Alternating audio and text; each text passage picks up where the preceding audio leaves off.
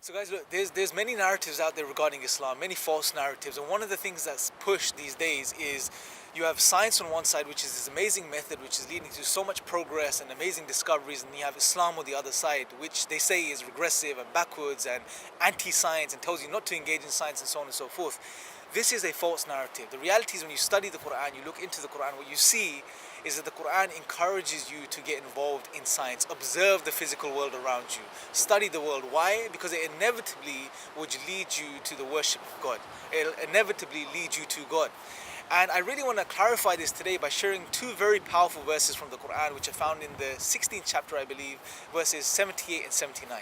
God starts off by saying, He brought you forth from your mother's wombs, not knowing nothing. You knew nothing, right? No matter if you're the Einstein of the world today, you know nothing. Even he knew nothing when he was born, right? You come into this world with no knowledge.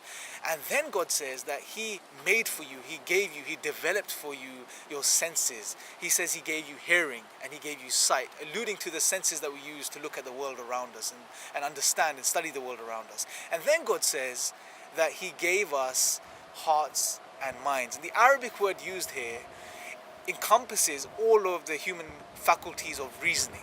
Our ability to reason and understand the world around us, our ability to use our rational faculties to attain truth and understand the world properly, right?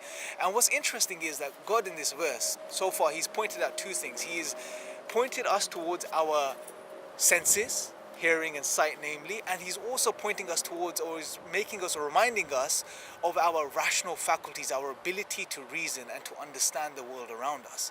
Now what's interesting is, not too long ago, obviously the Qur'an was revealed over 1400 years, but very recently in history you had the likes of Bertrand Russell, for example, an eminent philosopher of science, and he said that science is an attempt to discover by means of observation and reasoning based upon it particular facts about the world. What's interesting is that what he's saying is that, look, when we do science, what we do is we use our senses, our sight and our hearing, just like in the verse that we're discussing now, which God points out our senses, to gather data and observations, and then we use our reasoning upon this data to try to understand the physical world around us. And this is exactly what God is pointing out. So in other words, God in this verse is reminding us that He's given us all the tools we need to engage in the study of this world. In other words, to do science, what we call science today, right? But what's very interesting is at the end of this verse, God says He gave us all of these things. Why? He gives us the why, so that we can maybe be grateful, so that we can maybe give thanks to Him. So what God is reminding us that He's given us these faculties, the ability to study the world, to do science, so it would lead us to being grateful to Him. Right? This is something very profound. And then in the next verse it gets very interesting, because right now God's just reminded us, He's given us these amazing faculties, the ability to study the world and understand the world, and then almost as if God is telling us, now put this into practice. In the very next verse God says, there's a shift. He says, do they not see the birds as they're held up in the sky, in the atmosphere? Right, as they fly, do they not see? Do they not observe? Some of the God's telling us now, use these abilities, study the world, look at the birds. Take the bird for example, study how it flies, right? Study the way its wings are designed, study the way its wings flap to cause lift, study all of the dynamics that are involved that allow for the bird to take flight. Study these physical things and study the physical causes behind these things. There's no problem in that, right? And it's something we need to understand it. God is not telling us don't study the physical causes or there's no physical causes behind things. Absolutely there are. There are physical causes behind everything that takes place within this physical reality, no doubt, right? But God is reminding us of something far more important with what follows. God says, do they not see the birds as they are held up in the sky as they fly? None holds them up except God. Now this is where it gets interesting. Now someone here may say, well look, oh, so God is saying that He is holding up the bird. I don't see God's hands holding up the bird. Now this is silly. This is not what's meant here. This is not what we're supposed to take from here. Because God is not literally holding. God is not physical. He's not a part of His physical creation. We don't believe in a God that's like a man that's within His physical creation. No, He's distinct and disjoint from His creation. He's the creator of everything that exists. He's the one that's all powerful. He's unlike anything you can imagine, right? But what I believe God is reminding us of here, this is just my understanding and my reflection upon this. What God is trying to get us to think about is this. Yes, the birds fly and there are physical causes behind the birds' flight. right? And you study those, and you should study those. But don't forget, inevitably, at the end of the day, God is the one who's in control of everything that takes place. He is the why.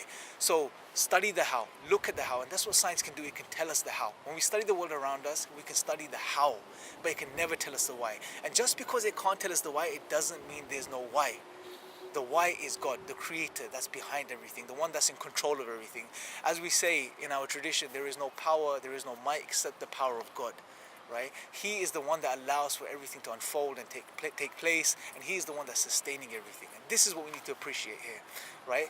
So beautifully then God ends the verse by saying, you know, indeed in this are signs for those who believe and understand, basically, right? And what we need to take from this is this. Number one, God is encouraging us to get involved in science, studying the world, reflecting over it. But number two, God doesn't want us to miss the target. The reason he has given us these tools and these faculties to do science and study the world is so it could lead us to him. It could lead us to appreciating him, being grateful towards him, not to deny him or turn away from him, or to just study the how and then to remain on the how and say there's no why behind it, right? And if we really think about it, anyone sincere that thinks about the reality of the world and looks at the world and studies it, undoubtedly he will come to the conclusion that there has to be something behind it. There has to be. All of this fine-tuning and precision we see in the world, which allows for everything to unfold and even the birds to fly in the air, there must be something behind all of this, right? And I want to conclude in this point. What's profound to understand here is this. There'll be some people that say, well, no, you haven't proven God. Prove to me God exists. Give me evidence for God's existence. And when they say this, what they assume is that they want some sort of physical evidence. Because unfortunately, we've grown up in a society which almost says for you to believe in something, you have to have physical, tangible evidence for it. But the reality is God is not a part of the physical, number one. Right? So you can't prove God physically or deny God from a scientific perspective. But number two, what's more crucial to understand here is this. When we talk about God, God is a foundational axiom, I would argue, for science itself. Because without God, you can't really make sense of the method itself. I mean, think about this. If you deny God for a second, what do you have left? You live in a world which is a result of blind, random physical processes. Everything in existence today, including yourselves and myself, we are just a rearrangement of molecules which have come together accidentally over millions and millions of years. Molecules and atoms whizzing around without any intentionality, without any mind, without any, thinking process or consciousness or awareness or whatever the case may be, just dead physical stuff whizzing around just randomly, right? And has come together somehow to form all of this order that we see around us. I mean, how do we make sense of this? That simply doesn't make sense. How do you take one of the things that God's pointed out in the previous verse, the first verse we reflected over, our ability to reason and reflect, these faculties which lead us to truth, which allow us to understand concepts such as truth, right, which are necessary for us to do science. How do you make sense of such faculties and such concepts in the absence of God? You really can't. So what this shows is that God is almost a necessary prerequisite for us to make sense of the faculties that we use to engage in disciplines such as science. So in summary, the scientific method is a phenomenal method. We love the method, but as Muslims, what we do is we appreciate what it is. It's there, it's a tool which God has blessed us with so we can reflect over the world around us, understand the world around us, so inevitably it will lead us to be grateful to God, and gratitude is the basis for worshipping God. So in summary, I guess what I'm saying is this, that look, God has given us all of the tools and faculties necessary, as he points out in these verses, for us to engage in disciplines such as science, to study the world, to reflect over the world, so it would lead us to him, to his worship. It will lead us to understanding who our Creator is, so that we submit ourselves to him, and in doing so we fulfill our purpose, which is to worship him. So friends, whoever's watching this right now, look, I really encourage you to pick up the Qur'an for yourself, study it for yourself, look into it for yourself, look past the media hype and all of these false narratives that are out there, and I guarantee you will see something that you just never thought would be true about Islam.